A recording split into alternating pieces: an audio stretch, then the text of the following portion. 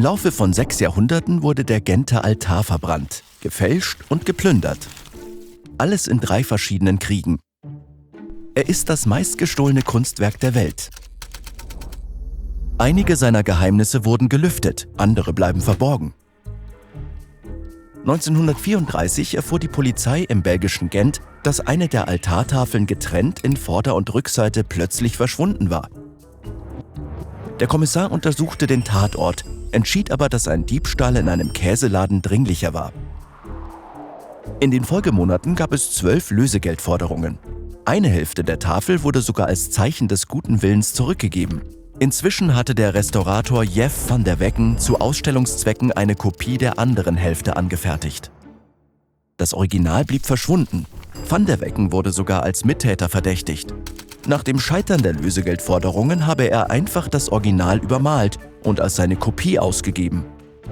Bis zur endgültigen Aufklärung sollte es noch Jahrzehnte dauern.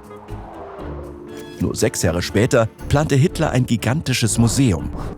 Dazu fehlte ihm nur sein begehrtester Besitz: der Genter Altar. Aufgrund des Vormarschs der Nazis sandte Belgien das Werk nach Frankreich. Doch die Nazis beschlagnahmten es und brachten es in eine Salzmine. Zum Kunstdepot umfunktioniert, beherbergte sie über 6000 gestohlene Meisterwerke. Kurz vor Ende des Krieges 1945 entschied ein Nazi-Funktionär, es sei besser, das Bergwerk zu sprengen, als es den Alliierten zu überlassen. Unter den Alliierten gab es die sogenannten Monuments Men, Soldaten, die beauftragt waren, Kulturschätze zu schützen. 2 davon waren 570 Kilometer entfernt stationiert, als einer der beiden Zahnschmerzen bekam. Sie gingen zum örtlichen Zahnarzt, der sie seinem kunstbegeisterten Schwiegersohn vorstellte. Es zeigte sich, dass er früher Kunstberater der Nazis gewesen und jetzt untergetaucht war. Erstaunlicherweise erzählte er ihnen alles. Die Monuments Men entwickelten einen Rettungsplan und der örtliche Widerstand legte die Sprengung der Mine vorerst auf Eis. Im Inneren fanden sie die Altartafel und andere Kunstschätze.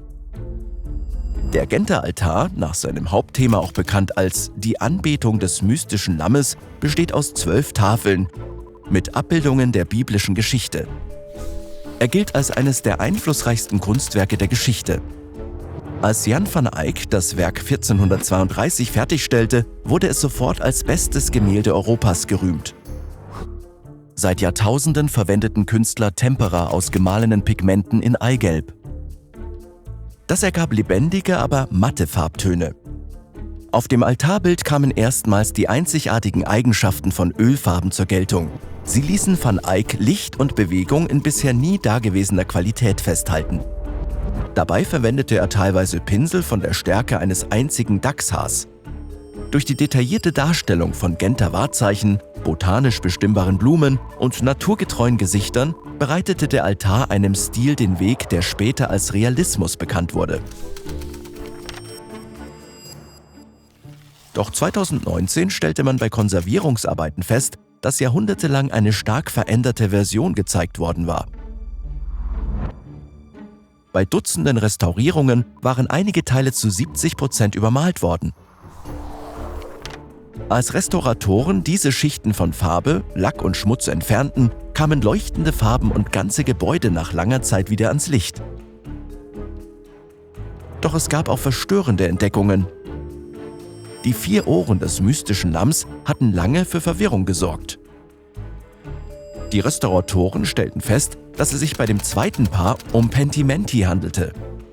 Die Schatten unterer Farbschichten, die erscheinen, wenn neuere verblassen. Restauratoren hatten das ursprüngliche Lamm mit einer Version übermalt, die ihnen besser gefiel. Man entfernte die Übermalung und entdeckte, dass das Original erschreckend menschliche Züge trug. Die Restauratoren ermittelten schließlich auch, ob van der Wecken die fehlende Tafel von 1934 einfach zurückgegeben hatte. Das hatte er nicht. Die Kopie wurde bestätigt. Das Original gilt weiter als verschollen, doch es gab einen letzten Hinweis.